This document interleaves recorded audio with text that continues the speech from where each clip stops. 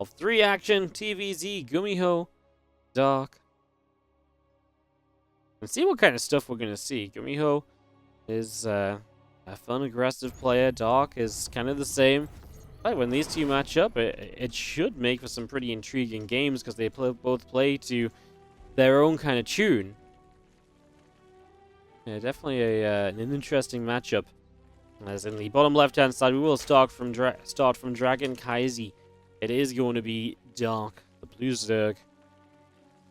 But in the last couple times he played GuMiho, lost the first time they played this year. GuMiho generally can take maps off Dark here and there, but Dark is generally preferred when it comes to taking the overall series based on history. GuMiho is the red Terran in the upper right corner as we get this game one truly underway. Well, first already from Dark, so maybe we have some aggressive intentions from him. Obviously, pull first leads you into so many routes of aggression, so that's already, like I say, a little bit intriguing, a little bit interesting. See exactly what that spawning pool is used for in the coming moments. Let's see, our barracks is about halfway done. The drone is still building. Whoever's camera I'm stealing right now is just doing their intros. See, guys, you know, sometimes I take you in like 20 seconds in the game. Okay, to be fair, I oftentimes bring people into the game like a minute deep. See, it's not just me, though. Not just me. Alright, pool is going to finish then. It's not an early gas or anything, so obviously unlikely to be any sort of super fast roach follow-up here. It's going to be the pool, a handful of Zerglings. They are all on the way to start things off. And yeah, like I said, hard to imagine there's going to be anything too aggressive following up from this either, as you don't have gas, so there's a bit of pool pressure, and those Lings do move onto the map. The SCV Scout just misses the Lings, although it will see the hatchery in a moment or two, which is good enough information. The timing of that tells you about that, you know, hey, this is going to be no pool first. Pretty much be careful of potential Lings. It's Marines and no Reaper, but that means you have 2 Marines at home. Obviously, one of the benefits of playing the pool first is usually the Lings show up and the Reaper is kind of across the map trying to scout already. In this case, the Lings show up and they will get the Marines into a corner. Can we kill one? Yes, we can. That ain't so bad. Obviously, most importantly, we actually saved the Overlord. We're actually going to get the second as well. 3 Lings still alive, 1 hanging on by a thread, but it's a couple of Lings that can actually now force SCVs to pull down to the low ground, and it actually works very well for Dark. 2 Marine kills, saved the Overlord as well. I would say there's a lot to be happy about here with these first handful of Zerglings. They did a lot more than what you might have initially expected of them. Very cool.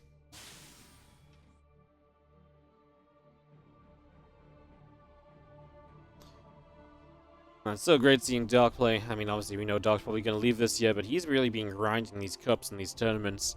He's been participating in pretty much everything possible. He's part of our WardiTV Winter Championship playoffs that's starting up next week as well, by the way. Yeah, I mean, you know, great to have so many events ourselves. Great to have so many great players participating in them.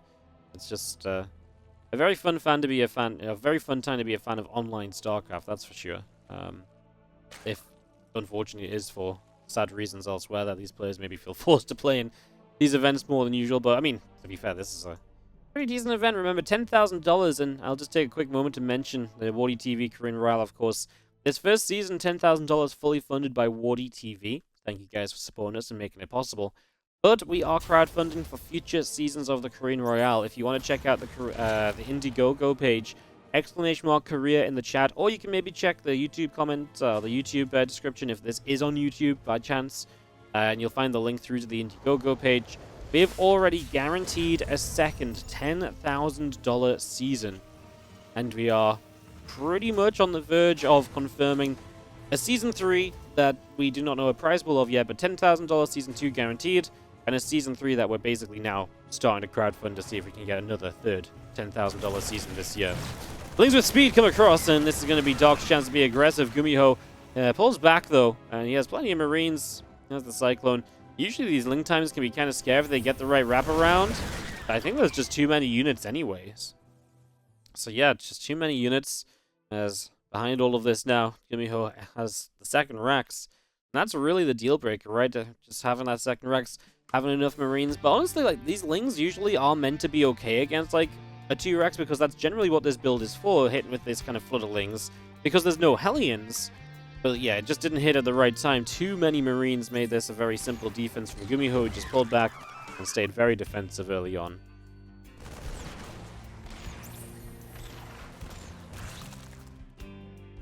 We have our Roach Run finishing up from Dark. Very typical of him to be playing into Roaches. We know that Dark absolutely adores the Roach styles and really, you know, sticks to them even when everyone else has, you know, somewhat abandoned them.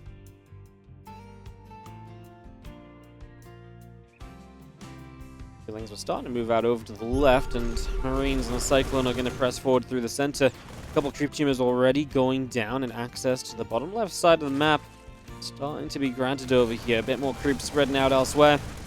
The Overlord has to take a few steps away also. As our Queen's going to try to continue fighting. Cyclone loses its locking onto that Queen. The Lings, the Roach is going to start pushing through, chasing the Marines and the Cyclone up the right-hand side.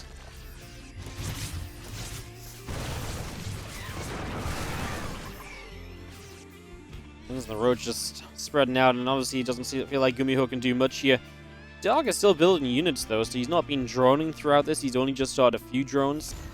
So it's actually pretty nice when you look at it from that perspective, because it means that GuMiho has been able to keep Dark on a relatively low economy. That has some definite positives. As the few Roaches now are splitting apart left and right in front of this natural.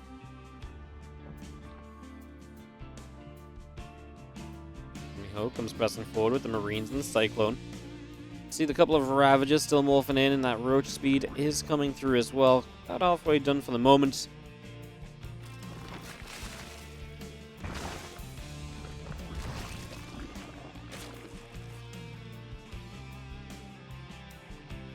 He's just going to stay spread out in the main. Just going to have the few units then from Dark. Going left, going right, splitting across a couple of different positions, as we do have Marines on the push. GuMiho has a +1 upgrade right now that Dark does not have in comparison. As the medevac started to take some shots, looked like it was about to abandon all those Marines, but did turn around and go get them. I was going to say, a little extreme to just go running that, you know, that ecstatically, that desperately, I suppose.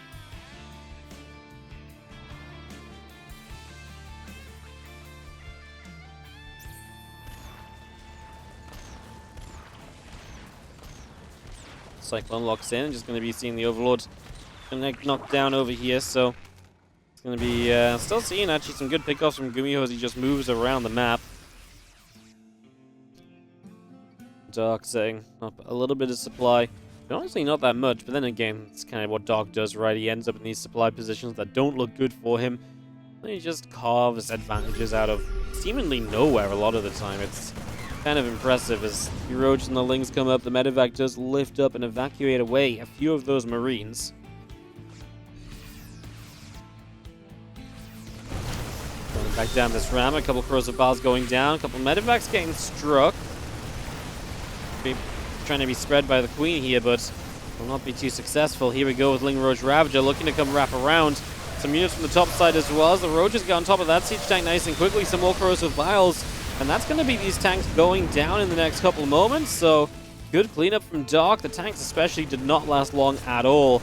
And now these few Marines on this drop going down, and I guess the double drop, or the remnants of the kind of push, are going to drop in the main. That's probably going to be the scariest part of all of this, especially as they still have 1-1 against no upgrades across the board. Dark is playing without them for now still. They're on the way, they're just not ready yet. Them double Evos need to be starting to work overtime to, get this moving. Plus, we might actually end up in a little bit of trouble as even more bio coming out across the left for the moment. Away we go with all of that. So everything joining up over here. We do have the 10 missiles, carapace all finishing. A few more Roaches are on the way, and the Cyclone kind of lock onto a few Roaches as well. Corrosive bars going down. Medevac is actually taking a little bit of a beating off of this too. Roaches and Ravagers still setting up. Another couple of corrosive vials, and the siege tank very nearly going down, but not quite.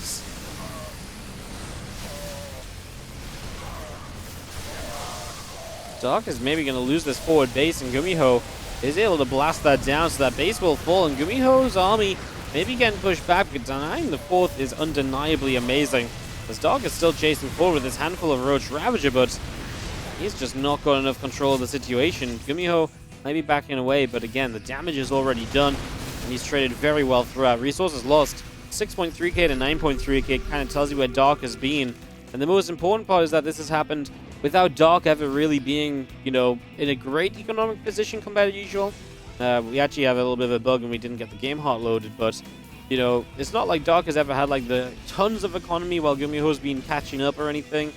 You know, it's always been within, like, 5 to 10 workers, and that's something the mules cover for, so, yeah, you haven't really mined enough here for Dark to have traded the way that you have done.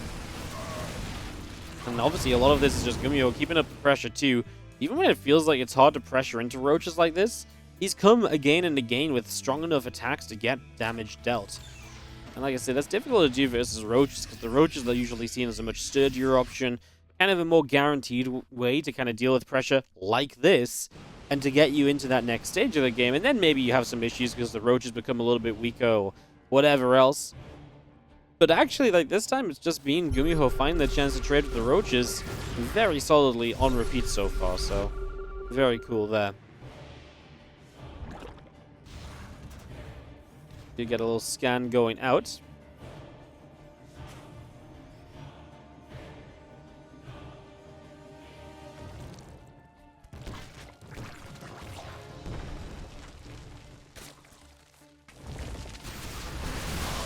Just trying to move into the back a little bit. We do see the Bioforce trying to trade as our Roach Ravager will move forwards. A bit of bio around the top side as well. A few of those Ravagers continue to drop off here. Charisma File's going to go towards the Medivacs. The bio will step into the Roaches. I mean, 2-2 upgrades are actually somewhat huge in this scenario as well. An upgrade lead against the Roaches. Yeah, usually the Roaches don't have to fight with an upgrade deficit. Usually, like, Roach-based armies are kind of focusing on timings where the timing attacks are, you know, going to be equal upgrades at worst. 2-2 is very powerful with enough bio to back it up. The Roaches will not do enough here, and GuMiho is going to grab game 1 off of Dark and take. I like this map. Very happy it's made the map pool, because to me it's the kind of map which is different enough to be intriguing without coming at the cost of just negatively affecting gameplay, right? We had maps in the past which are like, you know, they try so hard to be different that the games just aren't good, right? Like, it's just not. Yeah, you know, people have to play to the map so much so that it just takes away from the usual enjoyment of the game. But in New Humanity, the map is weird enough without having to take too many strides away from what is standard. And I know some people really want the games to kind of start looking different and not standard and the crazy things, but, you know, in my personal opinion, I love maps like this which allow for the standard while the map is still, you know, got that little bit of uniqueness to it. Bottom right, Dark down a map, as in the top left, GuMiho leads by a map. Here today.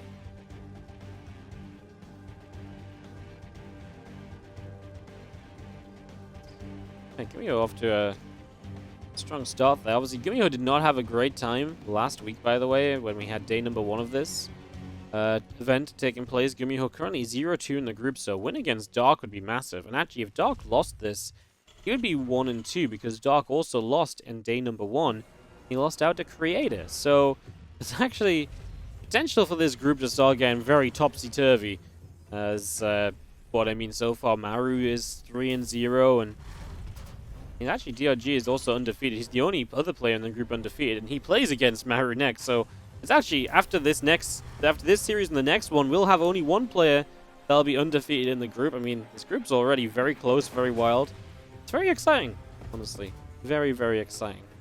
It's what you love to see. I mean, that's what the it's the really cool part of these big groups, where you have the chance to see these, all the matches play out. A couple of upsets here and there really do cause things to go a little bit chaotically one way or another. Very exciting.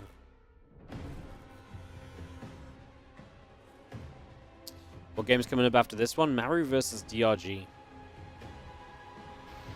Yeah, if you want the full list, it's on Liquipedia. We do the first map of each pair on the order they're in Liquipedia. And then we go through the other 4 matches in that order as well. But those ones are from the replays as per usual, just so that we don't have to keep the players here all day and all night. His lane's showing up early, and the Reaper is about to pop, so the SCVs have to pull for a little while. We lose 1 worker. Can we keep that at only 1? The low HP SCV there is going to go running to the corner and just go down. So it's 2 workers. And obviously a lot of lost mine time, so a lot of workers pulled off the line, so income shifts into Dark's favor for a few moments. So a couple of reasons why that is quite impactful.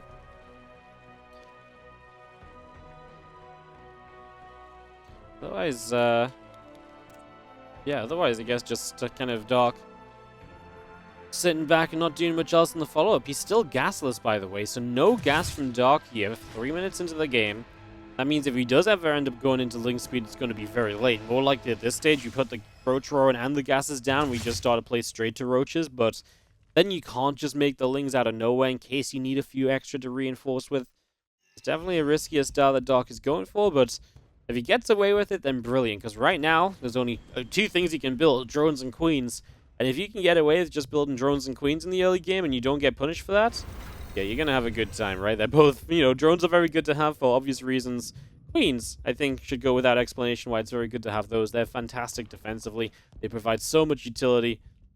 Yeah, I don't think it's a crazy statement. As we do see GuMiho mixing it up, though. Fusion Core comes in from GuMiho.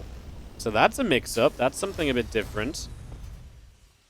As the few Marines, the couple of Hellions, will just move forward here. And those few Marines just hanging around the left-hand side.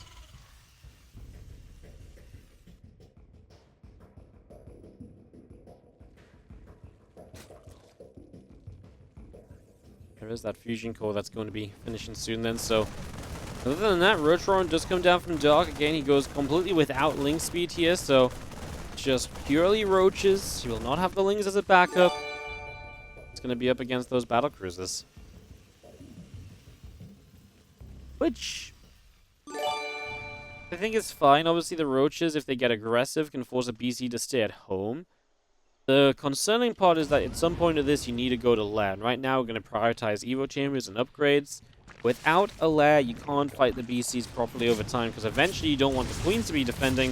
Eventually, you want this to be the, you know, Spire defending. And the later you leave your lair, the longer it takes you to get into a Spire, and I think that's why the greed of Dark may come back to bite him, as these few Hellions get 7 drones and just keeping Dark at a pretty level income. He does get spores, by the way, so he will have at least have those to help out against this first battlecruiser. I'm kind of wondering if GuMiho might end up playing mech on the tail end of this as well.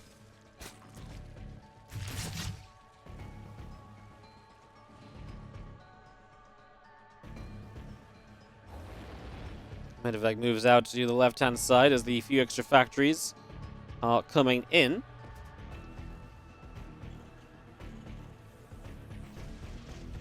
So it is indeed going to be mech on the follow-up. The BC's already teleported to the back of the main base.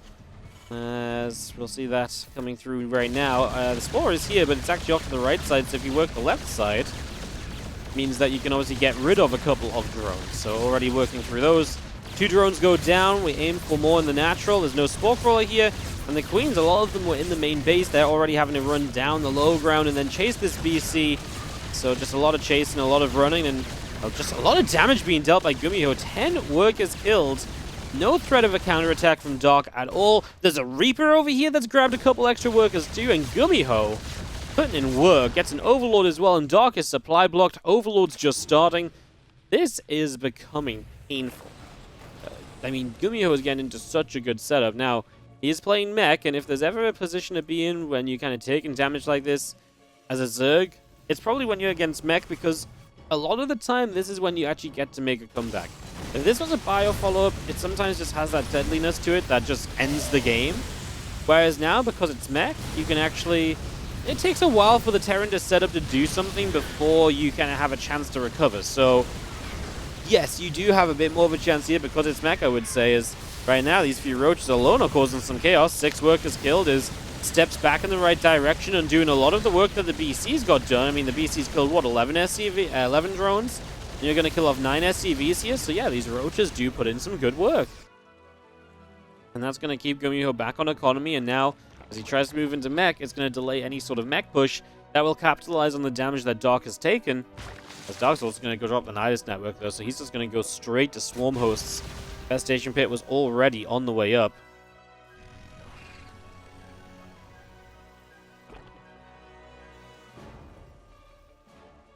Getting that mag field on the way and just seeing the Missile turret going down at the front here. Another siege tank will get sieged. And waiting for the Nidus to tick through.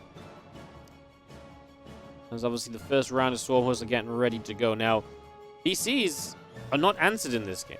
Dog does not have a Spire, so he doesn't have a way to deal with the BCs still, which means the BCs are a very good answer to the Swarm Hosts even, especially if they can find where they need to be a little bit ahead of time, nice and quickly.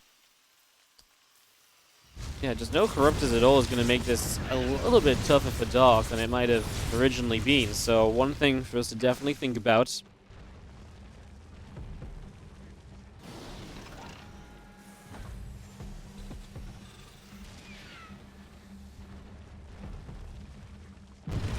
Seeing the first Nidus popping out, obviously Swarm was about to strike for the first time. Well, Nidus to the left side at the same time, trying to get this set up. Active Accelerator coming through, power up the Cyclones a little bit. Here comes the first round of Locusts. I mean, a few of them drop down early to zone out these Cyclones, and the SCVs begin to pull away. They lose a couple so far, nothing too major. Yeah, this wasn't too bad. Factory has to lift off and back away, but obviously you've got multiple factories, so I wouldn't immediately shout that this is an immediate issue. Orbital moves over, just gonna land again. BC gonna come flying through and just put a little bit of damage out, but I mean, you just got a few more Locusts already arriving and a few more SCVs going down. Dog. I mean, don't get me wrong, the supply is obviously a little deceiving because it's just very much so reliant on these waves of Locusts, but so far it's going decently. He drops down more towards the frontier, and I like it because there's more guaranteed damage to be had here as well, right? You get a depot, there's a couple of units that were there you get to fight straight away. Not too upset about that. PC comes in, drops the Yamato, drops down the Queen, so now you have a little bit of free reign over the Swarm Hosts, which have just not jumped into the Nidus. Some Queens jump out of the Nidus. Interesting moment. The BCs start to fly away as the couple of Locusts continue in towards the left-hand side. One BC actually goes down, though, doesn't get away in time. Obviously used its teleport to get in there. Didn't pull back and didn't have a teleport to get out at an instant. And so far, yeah, even the fact there's no Spire, these BCs are just not having an issue. They are getting a lot of the cleanups. Sorry, these BCs are not being an issue because they're not getting many of the cleanups. The BCs are helping to clean up some of the Locusts, but they're not, like, swarming over the Swarm Hosts. They're not getting rid of a bunch of those. And the fact that Queens are getting kills is obviously amazing as well, because then you're limiting this composition of GuMiho from kind of the part that's meant to be the most scary.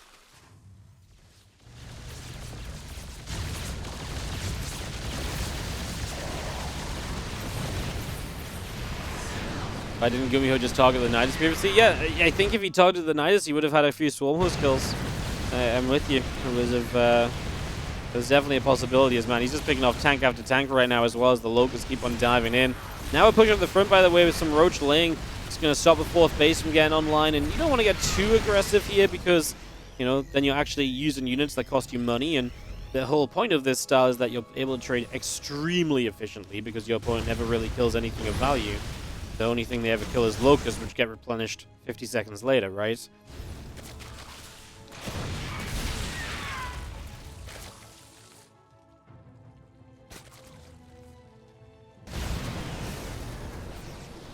See 10 additional Ravages being brought in. Obviously, Dark is really setting up to just swarm this position, and it felt like at the start of this game we were on our way to maybe talking about GuMiho potentially having a 2-0, but Dark just dominant with these swarms. Tell you what, Dark is one of the few players that make Swarm Hosts look as good as this in recent times.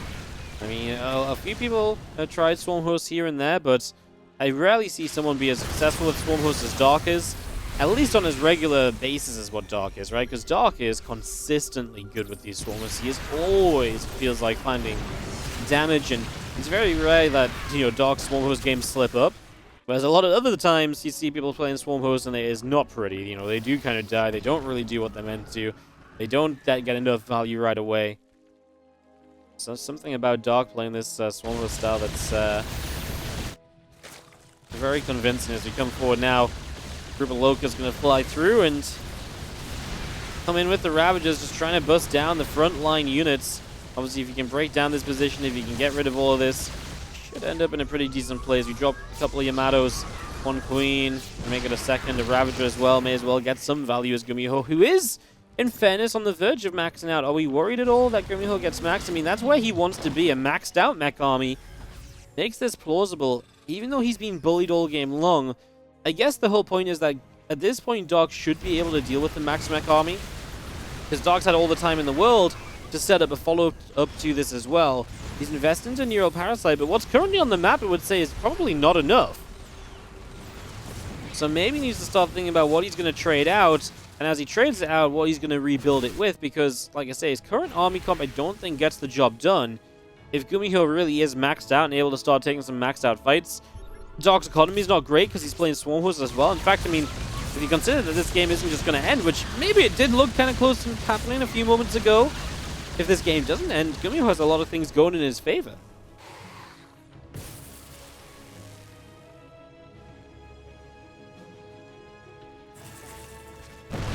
Obviously, still no Corruptors or anything, which are an option. We also have the Greatest Spy to make Broodlords here. I mean, first of all, though, you need to kind of get the Corruptors out and deal with the Battle Cruisers before you make Broods.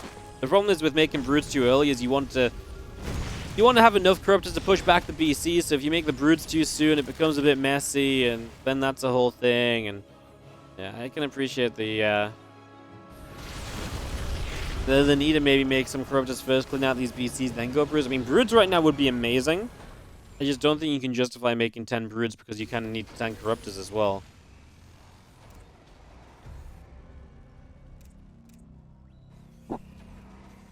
Doc will add an extra Spire, so he is looking towards more of those air upgrades. Right now, he's upgrading +2 flyer attacks.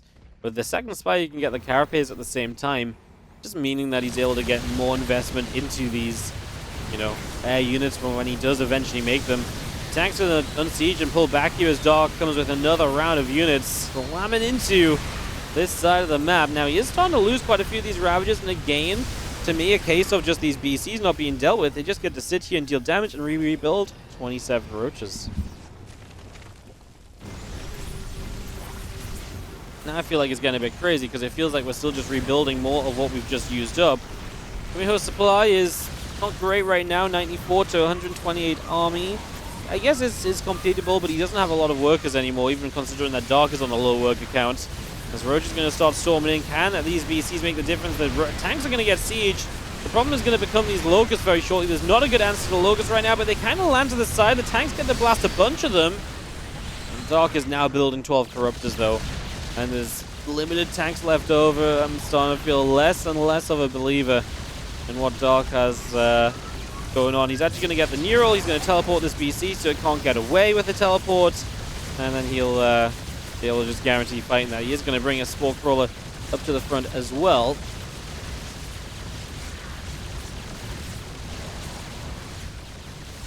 We'll see anything that can help against the BCs, but that's exactly what the Corruptors are for. These tanks are somewhat abandoned, so Locust will clean those up, and then the Corruptors are just going to sweep the BCs. Then GuMiho really has nothing left, and that's a checkmate on the game, and that's a good game to a game 3. Some nice lengthy games today, guys. Been a fun start. There's a couple Cyclones look for the lock onto the Corruptors. We'll push those back just slightly. +3 vehicle weapons and vehicle plating coming through as GuMiho continues to mech up and tech up his mech. Upgrade his mech. For some reason, words just coming out of my mouth in the wrong order today. Just gonna tech up his mech. I still like it. Obviously, there's a few Broodlords from Dark, and that's exactly what the Thors are meant to be very good at dealing with as well. So, on the other side of this, that looks pretty reasonable as we see a few Corrosive Files try and take down a Thor. Any Thor you get rid of, it's going to mean just an easier time for the Broods. As Broodlings drop in, the Thor goes down, a couple of Cyclones getting chased back.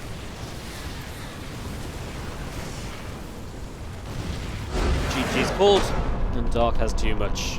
We are going to a game 3 between Dark and GuMiho. The higher position you finish is one round further you get to begin in the playoffs as well. So finishing first place means you're already guaranteed top 4 as you start in the semi-finals. Whereas finishing in 5th place means you have to win 5 matches in the playoffs to win the entire tournament. So big difference there. As in the top left corner, our red Zerg from Dragon Kaiser, it is Dark.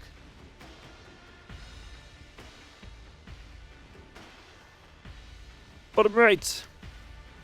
Our blue Terran player, GuMiho, had a good start last game, but I said it right. If there's ever a style you want to be against when you have a rough start, it's probably Mech, because Mech kind of gives players a chance to get back into games, and it definitely did that. Plus, the Storm Horse were extremely effective. You know, it wasn't just Mech lets people back in, it was also Dark used the Storm Horse really well to maximize what he was able to do, and to really draw himself back into it, and really make just the start of the game look as though it just didn't matter at all, which really isn't true, right? You know, start of the game is very important, believe it or not.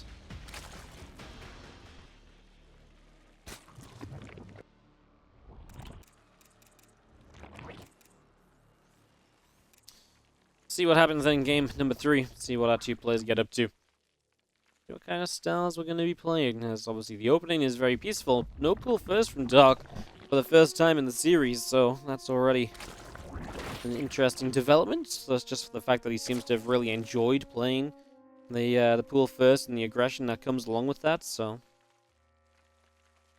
yeah, definitely a bit of intrigue there as Command Center goes down on the side of GuMiho. Gets that natural started.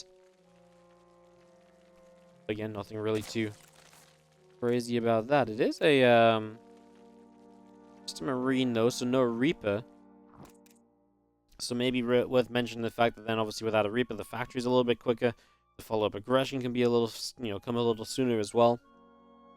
But you also don't have the Reaper to scout. You don't have the Reaper to pick up information to gather, you know, news for you either. So positives and negatives across the board.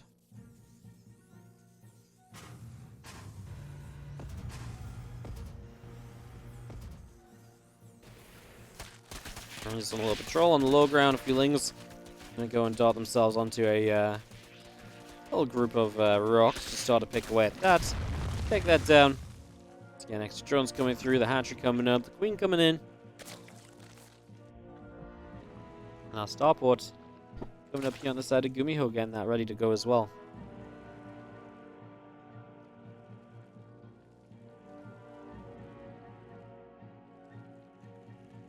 It's about halfway done. The link speed is producing.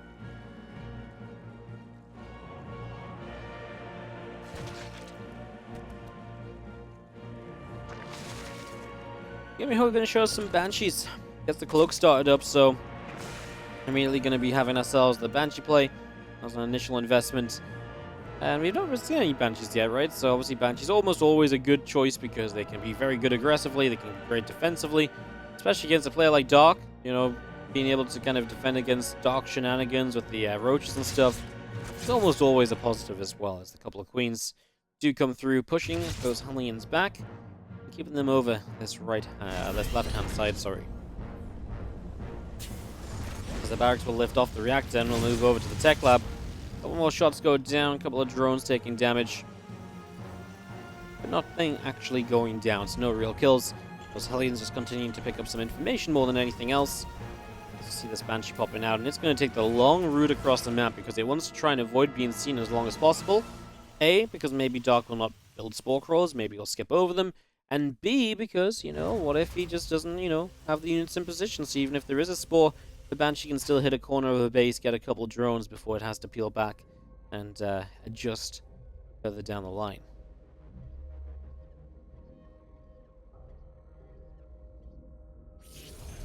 Banshee turns up the left and is going to fly over a little bit of creep and over these queens. Yep, there's no spore crawler, guys. It's very good news for GuMiho, who comes straight in. Drones will begin to get dropped. 3 workers, 4 workers already going down. 3, 4, and we're going to get more. 5, 6. Yeah, fantastic start. Getting 6 drones already, and like I say, just no spore crawlers. You can do as you wish. That's the best part, right? Like, you haven't even had to be fancy with this Banshee micro or anything. It's just, there's just not spore crawlers. Without detection, they just cannot be killed. We're about to run out of energy. I think this Banshee's a bit too close for comfort to the queens. So it does go down. Are we upset about that? Maybe a little bit, because then you're losing the chance to maybe have the double Banshee combo, although the second Banshee was never made. It was only 1 Banshee. Very uncommon when you go cloak, but it actually works perfectly. 11 drones for a single Banshee investment. I mean, like I say, the Banshee didn't really need to die. I think I would have been more upset if the Banshee had a partner, because now the other Banshee is not as effective as it would have been. Without another Banshee, I actually don't really mind it going down. The fact that it stuck around for like an extra drone kill instead of just getting out of there. Yeah, I actually think that's absolutely fine, right? As our command center will go down on the main.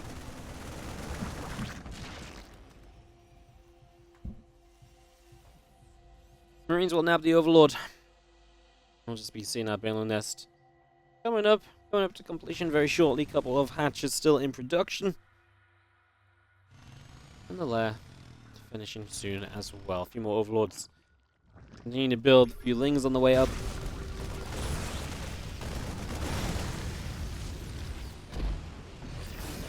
So you'll see our tank will siege up on this high ground, and our Marines going to continue to press forward. Queens have to take a few steps back as we come through. A couple of shots going off. Those Queens taking some hefty damage. Obviously, this is the benefit of having killed so many workers and caused so much lost mining time early. You can just fight wonderfully here, and these tanks are putting in work on the Lings as well as the Marines got away, so there was no friendly fire. Obviously, no Banes to be seen, and GuMiho is kind of just wrecking face. Plus one attack against no upgrades. Upgrades not even starting from Dark, so that's going to be a problem for a long time here still, as these tanks help against some of the Lings. Queens are going to be the big issue in the end, getting rid of the tanks from the high ground, but I mean, GuMiho does have reinforcements, and he has a sizable army advantage for the moment, with 8 Banelings finally morphing from Dog. We'll see if that actually is going to be enough. He will only just now start Baneling speed, so there goes the 4th base, and the tank is going to tuck itself into the corner again, make it difficult to attack. With no Baneling speed, GuMiho, if his micro is good, he should be able to get a lot done. He's going to lift up. Can he get the tank onto the Banelings? Nope. He's going to let it continue going off from the Lings, but these are still very good trades. Thank you, Chipsy Chips, for the Prime sub, by the way, as GuMiho continues to move forward. These units across the map have seemingly got plenty to work with. The Marines coming around, a couple of Queens taking damage, Lings, Banes trying to come forward there. Seeing the +1 armor ticking along as well. That's going to be done before the 1-1 of Dark, so we will see at some stage here GuMiho with the full set of upgrades advantage.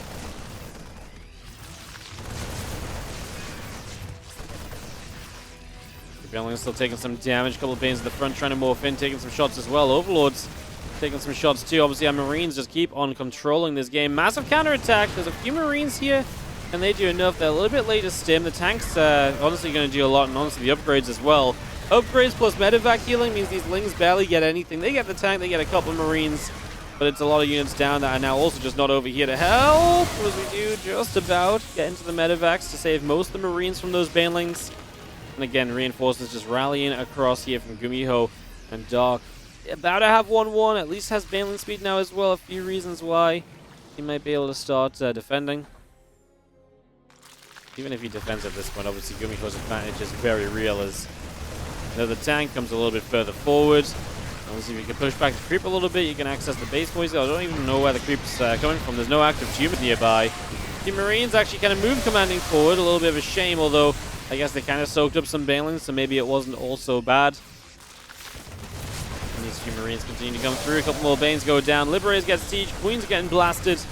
I'm just going to see more of our Zerglings getting picked off as well. Queen's still turning to try and fight against the Marines. So yeah, Marines continue through. Liberators and more numbers as well. And GuMiho just going to have so much damage output with the Libs, right? They're going to get so much done. Queens are not having a good time. GuMiho is going to close out this series with a 2-1 victory. Absolutely massive for GuMiho. GG's. And he's going to get himself a win on the board.